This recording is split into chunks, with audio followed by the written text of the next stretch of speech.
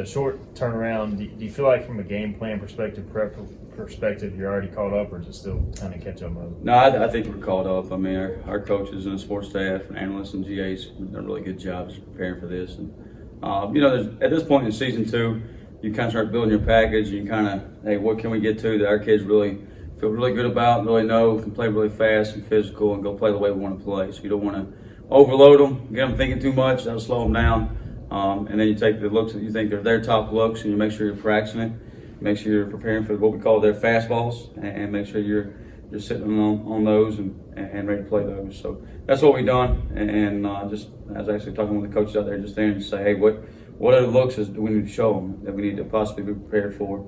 And at this point in the season too, game whatever it is, you feel like you've seen so many different offenses that you can combine, hey, remember what we saw against Memphis or Tulane or UCF, they kind of pull that back out and, hey, this is who it's similar to. So just really good recall from our guys over this course of this week of just, hey, similar opponents of, this particular scheme, pass play, all that kind of stuff and pulling it out. So they did a really nice job of that. Another week, another challenge quarterback. Yeah, hopefully one day you'll quit saying that. I think he's a really good quarterback. He's a really good arm talent and really special kid. And I know I heard some guys in the preseason say he's better than the kids with the Jets. I don't know. I'm not an NFL quarterback guru, but I think he's pretty good. And he certainly got our attention and our respect. So we got to do a good job with him. I thought Liberty did a nice job getting pressure on him. That was probably his worst game of his career. So we'll probably try to replicate some things they did, hopefully. But you got to look at the other games that he played really well in, and threw for almost 400 yards against the University of Arkansas, and did some really nice job against Notre Dame. So those are games that he's played well in, and you got to go back and why did he play well in those games, and what can you take away from him? What do we got to take away from him? So certainly a challenge. We got to go out there and take care of us and do things we do well. They've had some injuries to their skilled guys. It seems like they're kind of in and out, but when they are healthy, they got some NFL guys. So what challenge does that create? Yeah, I think that's probably a little bit of a tough piece from a game plan perspective is, hey, if 18's in there, if 0's in there, if 12's in there, 83, all those guys combined, like which combination are you going to get? And then who do they want to get the ball to? 12 was back full speed and healthy last week, and I think he touched the ball about 15 times out of 30-something snaps that he was in the game. So he was definitely a focal point of their offense. If 0's healthy and he's in there, then maybe he gets a few more touches. Maybe if he's not in there, maybe 12 gets him. If 18 comes back, then obviously some of the touches go to him. So, and if two, same thing in the backfield. If 2's back there and full speed, how many touches is he going to get? So that's a little bit of a guessing game from a personnel perspective is, exactly where they're trying to spread the ball to. You kind of know their base run game, their base pass game, but who their top targets. And I think some of it, too, is just a system. Whoever happens to be in there, 27, 20 are both good ball players. The tight ends are good players. So we got to, you got to keep your eyes on all of them, know where all of them's at. Obviously, 12 and 0, 18's around, you dang better sure know where they are. You had an outstanding performance defense-wise last Saturday. How do you kind of grow off of that and take it to Utah?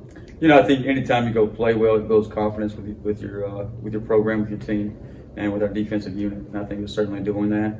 I thought we played pretty well against Memphis until last drive. I think we've only given up like 20 or 23 points, whatever it was there, and felt really good about it. And then carried that in UCF. So you can see, hey, each and every week the confidence grows, and if we can continue to do that and get off to a good start in Utah, then I think that confidence will even grow more, and we can get to where we want to be. What's the balance like when y'all get a pretty big lead over a good offense like UCF? And you probably want to stay aggressive, but you also don't want to give up anything cheap and give up a quick score. Yeah, I kept asking on the headset, hey, should I go get him? Should I go get him? And it just means, should we go pressure? And really it was kind of like keep the ball in front of you mentality. And really, they had 2 long drives there. They get down and they get 3 points out of both drives. We picked the last drive off in the end zone, but I think one drive took 4 minutes to get 3 points. And so they had the ball with 8 minutes to go in the game, down 17. If you give up a cheap score, quick score there, and down to 10, just like that, no time came off the clock. So what we did was just drop 8, I think about 20-something snaps in a row, kept the ball in front of us, went up and tackled it up, kept the clock rolling, kept them in bounds, And now they're down to 3.5 minutes. They get 3 points out of it, down to 14. And then our offense gets the ball back and scores pretty quick, which you love. Defensively, you love for them to take a few minutes off, but score quick. They get the ball back, and again, same mentality. Now you're up 21. You're up 21, and you still want to keep the ball in front of you. You give up some yards, just no quick, easy, cheap scores, and that's what we did. So at the end of the day, it ain't about the yards; it's about getting the win and playing well. And I think our kids did that. You mentioned just dropping 8 a lot there. What's been the secret, I guess, to getting pressure with 3 guys like you guys were able to do? But I think covering those guys up in the back end is huge. He doesn't have his first 1 or 2 options, and he's having to look around and scramble around a little bit, and then the rotation up front too with those 3 guys. Keeping those guys fresh in the fourth quarter, and you got guys that played 15, 20 snaps and out there rushing the passer, so they're pretty fresh. J.D. Lampley and Rick DeBreu. And they can come off the ball and get after the passer. That was huge. It's been a big part of it.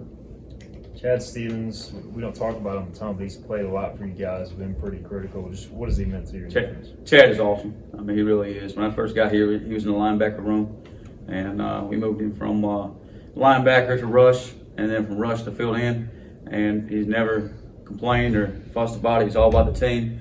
Whatever he can do to help the football team and help us win. And that's what he's been all about. And he really plays the game, hard-nosed, physical up front, knocks guys back, makes plays in the backfield, plays on the edge, plays in the B gap, stunts, drops, whatever you want to do, he'll do it. And it's to help us get a win. And he does it full speed. And if there's somebody in front of him, they're usually having a bad day. So I just like the way he plays and just really appreciate Chad. And we get a bunch of guys like that and just really thankful they're here and playing the way they are. And getting Rick DeBreu back in the rotation, like we all know he's talented. Just what does it mean to see him get after the passer? You kind of know he can do it. Yeah, I mean that's there in the fourth quarter, that kind of was his cup of tea there, just coming off the edge and being able to have two-way go in the tackle there and being fresh, and that's where he shows up is in the pass rush game. So it's a nice little addition to the toolbox there to our team and our defense. So if we can keep him going that way in the right direction, I think it's going to make us even better down the stretch.